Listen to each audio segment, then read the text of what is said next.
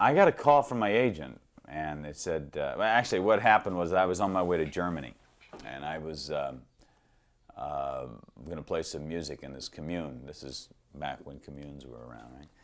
So I was doing that, and I got a call from my agent. I'd subbed up my apartment and everything like that. And I said, listen, do you know about this show called Dark Shadows? And the guy said, yeah, it's that gothic thing that ABC's doing.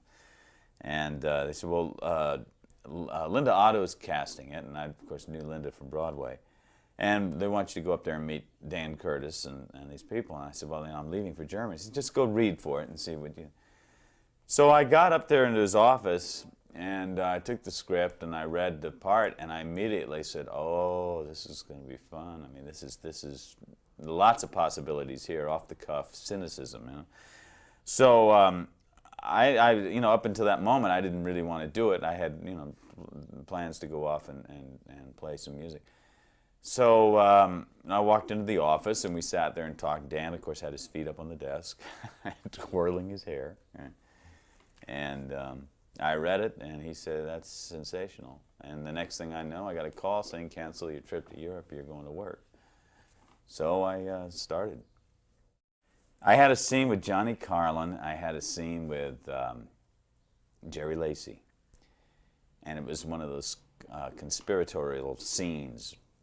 And from the moment we started rehearsing it in the morning, we started laughing. And we couldn't, I mean, Jerry Lacey with that bogey face and Carlin, and we were all supposed to be dead serious.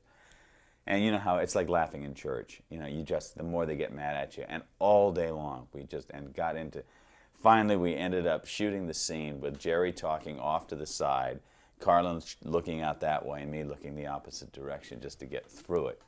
And you talk to Carlin, and he'll remember that one. When I first came on the show, I was sitting in the green room, and I was watching them shoot the air. I mean, the air show was playing, and I'm sitting there watching, trying to get some idea of what the story was about. And as I'm sitting there, all of a sudden, I see the bell housing of the ABC, you know, that covers the lens, just go right across the screen. And I thought, my God, what have they done? What have I got myself into? But yeah, there was no margin for mistake. I mean, if it happened, it just happened. And the other classic is when Colin Wood had to be destroyed, and then on the other side of the soundstage, all these like 12 wrestlers rose from the dead. I don't know if you remember this show in particular, but the cue was given at the wrong time, and Colin Wood collapsed, and these 12 wrestlers came up out of the thing, and the whole show was shot.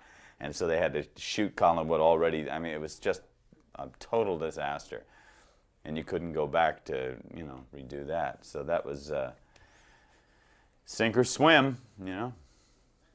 I think one of the things that always impressed me was Selby's,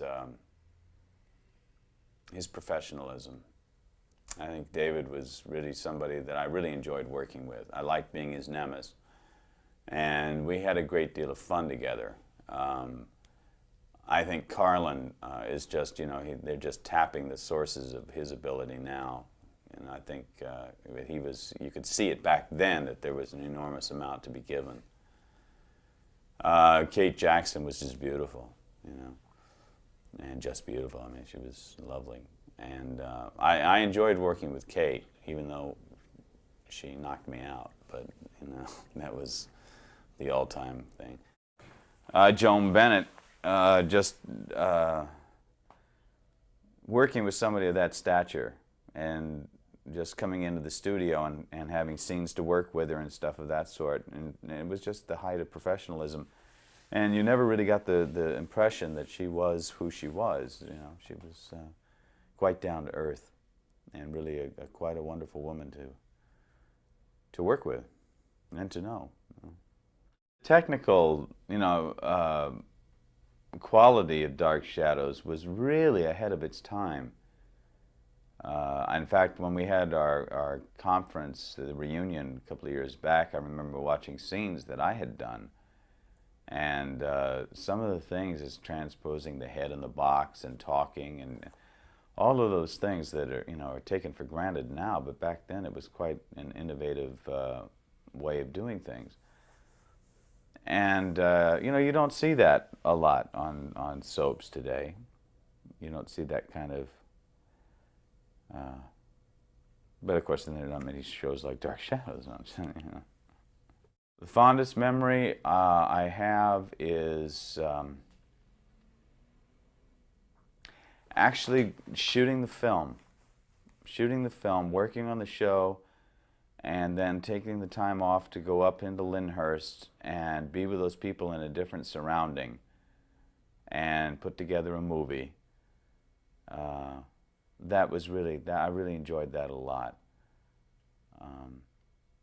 That was a lot of fun, and I think also the closing party was pretty nice too. That was quite a gathering of people.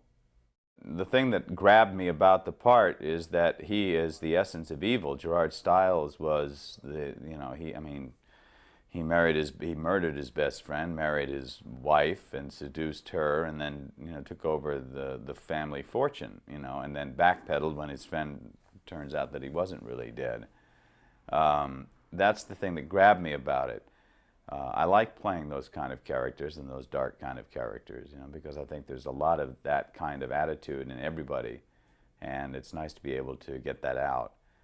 And in correlation with the same with the Bill Spencer character on Bold and the Beautiful, although it's much more contemporary, there is that element of danger and what's he going to do and who is this guy, and I like that so much more than just being, a doctor running around saying you're going to be fine or you're going to be dead or whatever, So there's a lot more character development with it.